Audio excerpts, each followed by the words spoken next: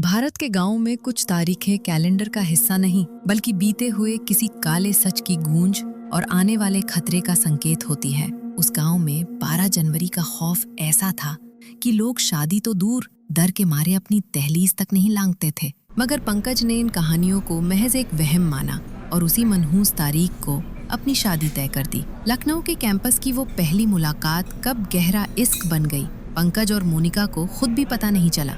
मानना पड़ेगा, खुद पर इतना भरोसा लाते कहाँ से हो तुम और तुम्हारा ये ओवर कॉन्फिडेंस। और तुम्हारी दिक्कत ये है कि तुम परछाइयों से भी डर जाती हो। इतना घबराना ठीक नहीं है मोनिका। कभी कभी खौफ ही हमें महफूज रखता है पंकज, क्योंकि हर अनहोनी बताकर नहीं आती।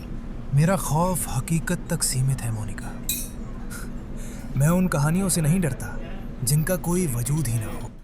सपनों ने उड़ान भरी, करियर भी संवर गया, मगर जब शादी का शुभ मुहूर्त निकला, गलियों में फुसफुसाहटें होने लगीं और उस मनहूस तारीख का नाम सुनते ही पूरे गांव वालों की रूह कांप गई। उस तारीख की जिद छोड़ दो बेटा, क्योंकि कुछ दरवाजे अगर बंद ही रहें तो सबकी खैरियत उसी में होती है।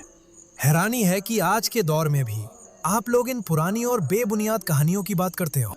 12 जनवरी को यहाँ शहनाइयाँ खामोश हो जाती हैं, क्योंकि उस रात गांव की सड़कों पर बारात नहीं, मौत चलती है। तो फिर तैयार रहिए, क्योंकि इस बार ये पुरानी रस्म और आपका डर दोनों ही खत्म हो जाएंगे। पंकज ने किसी की बात नहीं मानी और 12 जनवरी को शादी कर ली। शुरुआत के कुछ दिन बिल्कुल सामान्य थे, फिर सन्नाटे ने करवट बदली। एक दिन पंकज को किसी जरूरी काम से गांव से बाहर जाना पड़ा। रात गहराती गई पर वो वापस नहीं लौटा। आधी रात के वक्त जब सन्नाटा अपने चरम पर था, मोनिका फोन पर विशाल से बात कर रही थी, लेकिन तभी पंकज से बात करते करते मोनिका को खिड़की से बाहर कुछ साए दिखाई दिए। सुनो पंकज, मुझे डर लग रहा है। बाहर अंधेरे में कुछ साए नजर आ रहे हैं। उनकी नजरें मुझे ही देख रही हैं। क्या कह रही हो मोनिका? इस अंधेरी रात में भला बाहर कौन होगा?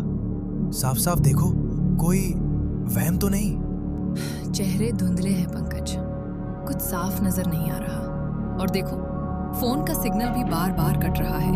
मोनिका डर के मारे कांप रही थी, फिर हिम्मत जुटाकर खिड़की के पास गई, लेकिन बाहर अब कोई नहीं था। वो लोग जैसे गायब हो चुके थे। मोनिका, तुम चुप क्यों हो गई? तुम्हारी आवाज नहीं आ रही। क्या तुम मुझे सुन पा रही हो?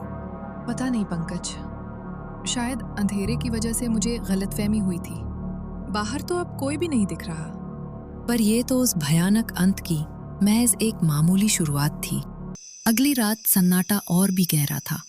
तभी अचानक शादी के बैंड की आवाजें गूंजने लगी। ऐसा लग रहा था मानो कोई बारात ठीक मोनिका के दरवाजे तक आ पहुंची हो। इतना शोर, मेरे सिर में दर्द हो रहा है। ये लोग इतनी रात को यहाँ क्या कर रहे हैं? वो भागकर खिड़की के पास गई, मगर बाहर कोई नहीं था। हैरानी की बात ये थी कि ना कोई लाइट थी, ना कोई इंसान, पर वो संगीत अब भी उसके कानों के ठीक पास सुनाई दे रहा था। उस रात मोनिका ने पहली बार मौत के सन्नाटे जैसा असली खौफ महसूस किया। अगली सुबह मोनिका की माँ उसके कमरे में गई। क्या हुआ बेटा, तुम इतनी डरी सहमी क्यों हो? तुम्हारी तबीयत कुछ ठीक नहीं लग रही। माँ, क्या कल रात आपने भी वो बैंड बाजे का शोर सुना था? नहीं, क्यों, क्या हुआ? नहीं, कुछ नहीं माँ। मोनिका अब और भी ज्यादा डरने लगी। रात का सन्नाटा शुरू होते ही उन खौफनाक आवाजों का सिलसिला फिर शुरू हो गया। उस रात सन्नाटा और गहरा हो गया जब मोनिका के फोन की स्क्रीन अचानक एक अनजान कॉल से चमक उठी। वहां एक शब्द लिखा था, बारात। अगले दिन पंकज और मोनिका गांव के सबसे बुजुर्ग व्यक्ति के पास गए और उन्हें रात के बारे में बताया। बेटा, इस गांव की पुरानी चेतावनियों को अनसुना करना तुम्हारी सबसे बड़ी भूल थी। बाबा, मुझे साफ साफ बताइए कि ये रहस्यमयी शोर और बारात आखिर है क्या? 100 साल पुरानी बात है। 12 जनवरी को गांव ने वो बारात देखी थी जिसका मातम आज भी जारी है। उस खौफनाक तूफान ने पूरी बारात को निगल लिया। आज भी 12 जनवरी को वो अधूरी बारात गांव की दहलीज पर दस्तक देती हैं। मैं इन पुरानी कहानियों पर यकीन नहीं करता। ये सब सिर्फ मनगढ़ंत किस्से हैं।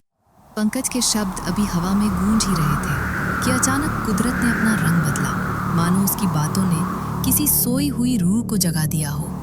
पलक झपकते ही हवा जोर जोर से चलने लगी। चारों ओर गहरा अंधेरा छा गया और सन्नाटे को चीरती हुई एक ऐसी खौफनाक हंसी गूंज उठी। मोनिका डर से थर थर कांपने लगी और हमेशा निडर रहने वाला पंकज पहली बार खौफ से सहम गया। गांव में सन्नाटा पसरा था, पर बारात का शोर बढ़ता गया। लेकिन पंकज हकीकत जानने के लिए उस पुराने वीरान रास्ते की ओर बढ़ चला। धुंध के आगोश में उसे एक ऐसी बारात दिखी जिसकी चाल बेहद धीमी थी। जब उसने करीब से देखा तो उसके होश उड़ गए। उन बारातियों के चेहरे सपाट थे, कोई आंख या मुंह नहीं, और उस डरावने जुलूस की अगुवाई वही रूह कर रही थी। हमारी मंजिल घर थी, पर रास्ता कहीं खो गया। पंकज के थरथराते हाथ उसकी हार का सबूत थे। उसे समझ आ गया कि कुछ रस्में सिर्फ अंधविश्वास नहीं, बल्कि अनहोनी से बचने की ढाल होती हैं। सूरज की पहली किरण के साथ ही 12 जनवरी का खौफ सिमट गया। बारात का शोर थम चुका था। पंकज का अहंकार टूट चुका था। उसने प्रायश्चित के रूप में गांव के बाहर पत्थर जड़वाया, जिस पर लिखा था, कुछ कहानियां अंधविश्वास नहीं, अधूरी यादें होती।